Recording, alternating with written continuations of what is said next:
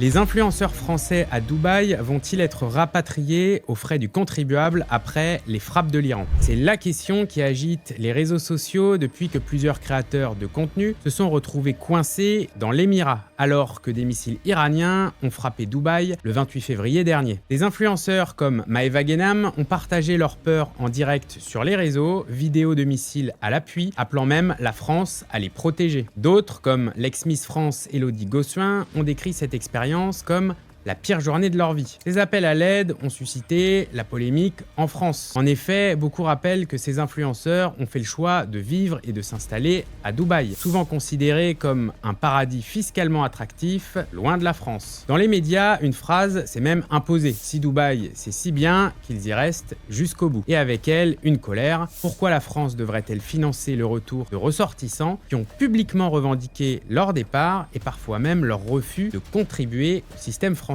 Mais alors, qu'en est-il vraiment? Selon le Quai d'Orsay, tout ressortissant français, où qu'il soit dans le monde, relève de la protection consulaire. En l'occurrence, le consulat général de France à Dubaï peut intervenir pour fournir des informations, de l'aide ou encore faciliter les démarches. Mais en aucun cas, il ne paye les billets d'avion, frais médicaux ou un rapatriement. En cas de guerre ou de crise majeure, la France peut organiser un rapatriement d'urgence pour les citoyens résidant à l'étranger. Dans le monde, le centre de crise du Quai d'Orsay coordonne déjà la mise en sécurité de millions de Français. Dans ce cas, les frais de rapatriement restent normalement à la charge du ressortissant, sauf dans des cas très exceptionnels d'évacuation, et là encore, l'État peut juridiquement demander un remboursement partiel si la personne s'est volontairement exposée à un danger prévisible, mais dans les faits, ces remboursements restent rares et symboliques. Alors que certains dénoncent une déconnexion totale entre le monde bling-bling de l'influence et la réalité géopolitique, d'autres soulignent qu'aucun ressortissant ne devrait être abandonné face au danger, quel qu'il soit. Face à ce débat, la question reste ouverte. Doit-on financer le retour de Français qui ont choisi de vivre à l'étranger, même dans des zones exposées, ou est-ce aux intéressés de prendre leurs responsabilités, même en période de crise? Donnez-nous votre avis en commentaire et abonnez-vous à notre compte pour ne rien manquer de l'actualité financière.